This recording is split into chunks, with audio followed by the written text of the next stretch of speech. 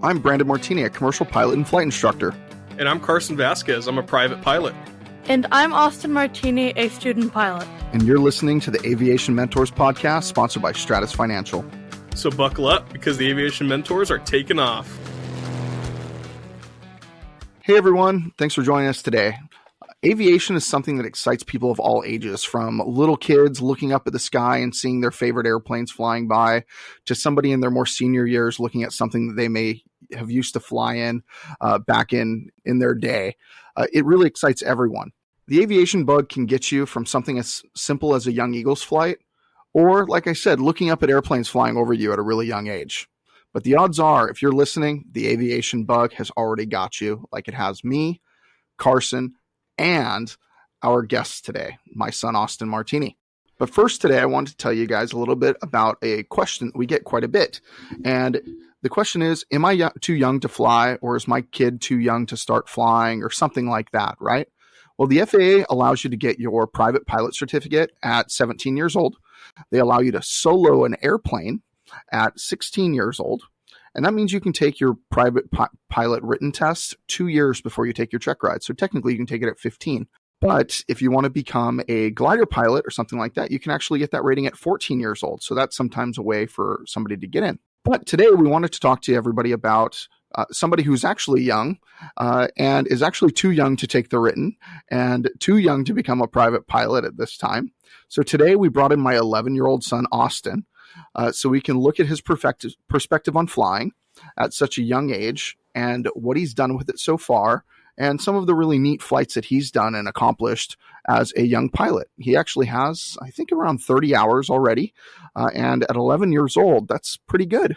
The only reason why he has hours, because fortunately his dad, me, is a flight instructor, so he's pretty lucky, I think so. I want to introduce my son, Austin. Like I said, he's 11 years old. He's an awesome little boy, and he's very articulate, so I think you'll be kind of impressed with him today on his perspective he brings to flying.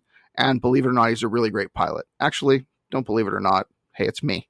Right, Carson? Yeah, absolutely. Austin is a phenomenal pilot. I've seen him fly plenty of times, and I've seen plenty of videos from him flying. So, Austin, thank you so much for joining us this morning. I really hope you know how exciting it is to start flying with your dad at such a young age. It's really awesome. And I remember my first flight with him, but do you remember what your first flight was like? I do not remember my first flight in particular, but I remember my first IFR flight, which was, I was flying through the clouds with my dad, and I was scared and started crying and everything, and it was just kind of scary for me, taking a first flight because I couldn't see out the window. Yeah, I have to tell you, I was on that flight, obviously.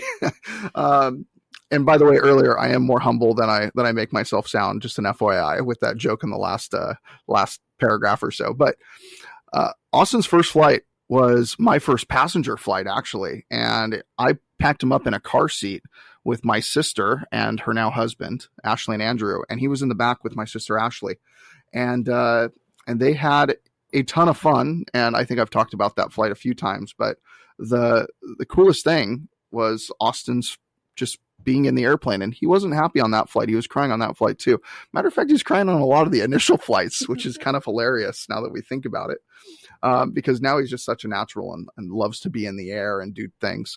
The only thing he won't let me do is he says no spins or flips or rolls or anything like that.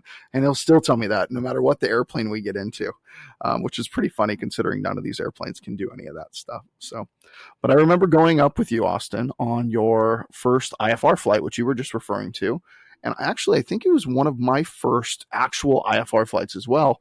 I was at Corona Airport, and I flew IFR a few times, and I did it with instructors and maybe other pilots, but I never did it by myself, and I never did it with a young boy sitting next to me who didn't know what to expect. So he was really excited before we got in the airplane. But once we were in the airplane, he was very, very nervous. And he was making me nervous because he was just crying and crying. I actually had to move his microphone from his face because I could hear him on the headset. It's comedy now, but at the time it was very stressful. And I'm glad we have this memory, though. We're laughing about it now because it was a great one. That's awesome. I think I remember my first IFR flight, and I'm pretty sure I cried on it too. It was it's pretty scary experience for someone who doesn't know what's going on, but super awesome that you're able to You fly would, with them. Carson. What was that? I said you would, Carson. Listen, my first flight with your dad, I cried too, so totally fine.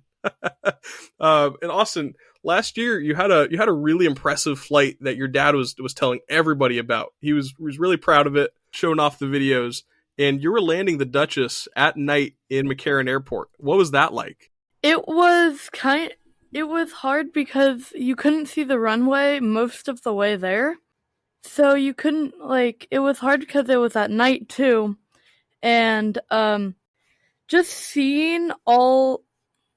going over mountains and everything was kind of hard, and the wind was a little bit.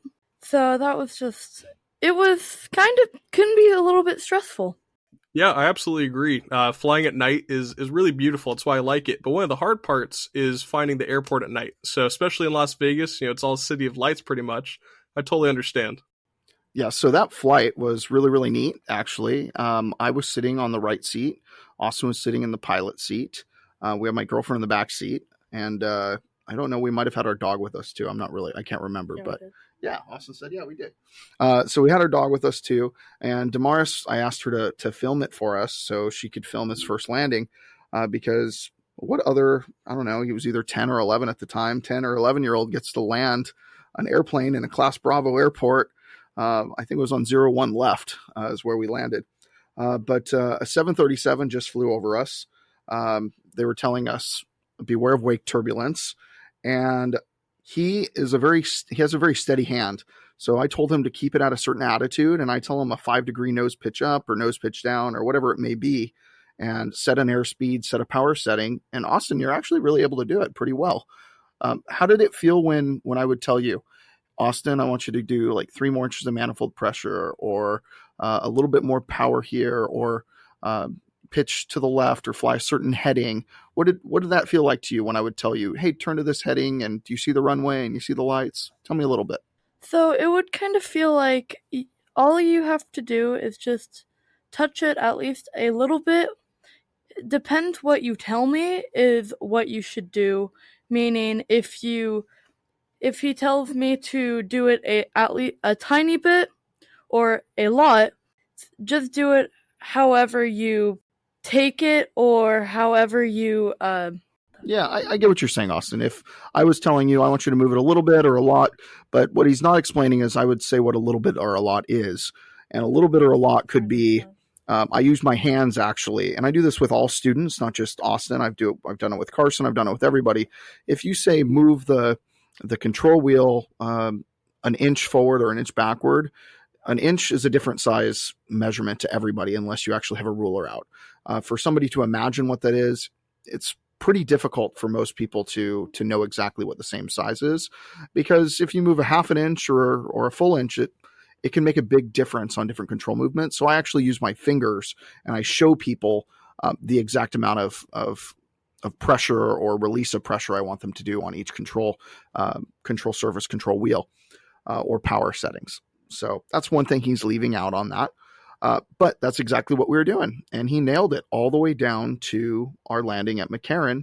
Once we got on the ground, I took over and stopped the airplane so I can get us off the runway. But he landed assisted all the way down. I didn't touch the controls whatsoever. I did talk him through it. So I know that if he got stuck and there was somebody able to talk him through it, he could definitely land an airplane and land a twin at a Class Bravo airport at 10 or 11 years old. That's pretty good to me.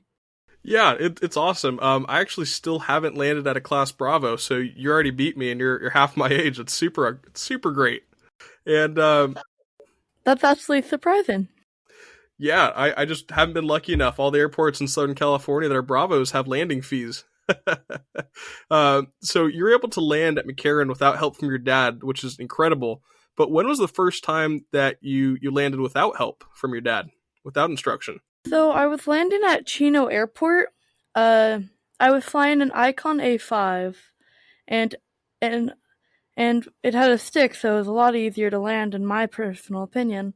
But it was scary, and because My dad just told me do a little bit, like, not much. He told me use the rudder. That time it was kind of my first time learning how to use the rudder in air too. And I did everything, I think, correctly to get the airplane on the ground. And the rudders, I think, are the hardest part because they can move your airplane a lot or a little bit at the same time.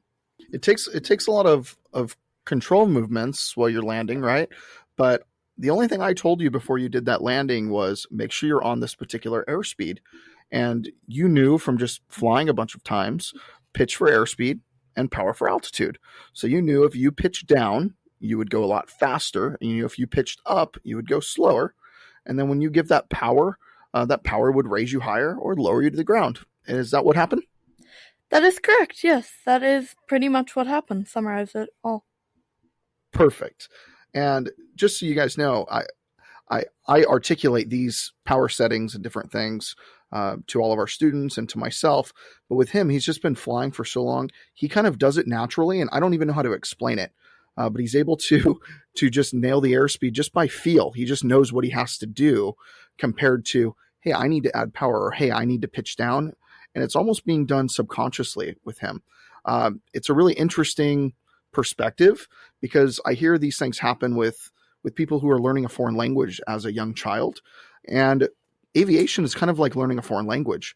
You're learning a new perspective on life and a brand new skill that is not necessarily easy, but it's challenging, just like learning a new language would be. So I think the same thing happens when it comes to skills like flying, especially with young kids.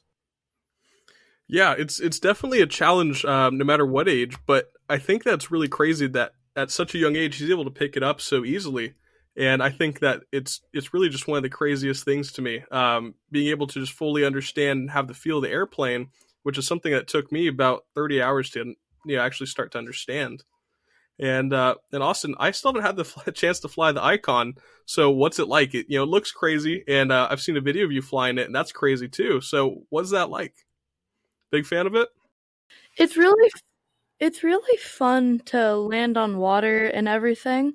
So it's really fun to fly because it's not like a normal airplane. It has different control movements. Instead of a yoke airplane, it has a stick in the middle.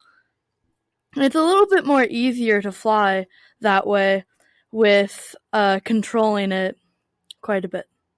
How do you like landing on the water, buddy? It's really fun, but it's also landing on the water is really fun, but also really bumpy. Because if you don't land, my dad taught me this, if you don't land on smooth water, but it can't be too smooth because the reflection, because you can't see how low the water is. And I was taught that by my dad. That's good. Yeah, you're talking about a glassy water landing, how that's more challenging than a rough water landing. But if you land on rough water, it is bumpy. So that was a great correlation, Austin, and that's totally true. It's very correct. It's, by the way, it may be a softer landing. Well, it can be softer on glassy water, but it's definitely not safer. It's harder because, like Austin was saying, the reflection is more difficult. But I would say if the water's too rough, like you can't have waves or swells more than 12 inches actually in the Icon, which is actually pretty calm water. It's pretty challenging. And the only place that Austin and I have flown that together so far is in Long Beach Harbor. So I'm hopefully one day I'll get to bring him over to a body of water that's a little bit more smooth and calm. Yeah, Austin, thank you so much for being on with us today. And, it's super awesome that you've been able to fly the Icon so much. That's really incredible. I still haven't gotten to fly the Icon, much less land in water. So I'm glad you had some pretty good experiences and experience with that. Yeah, I had very good experience with that. Yeah.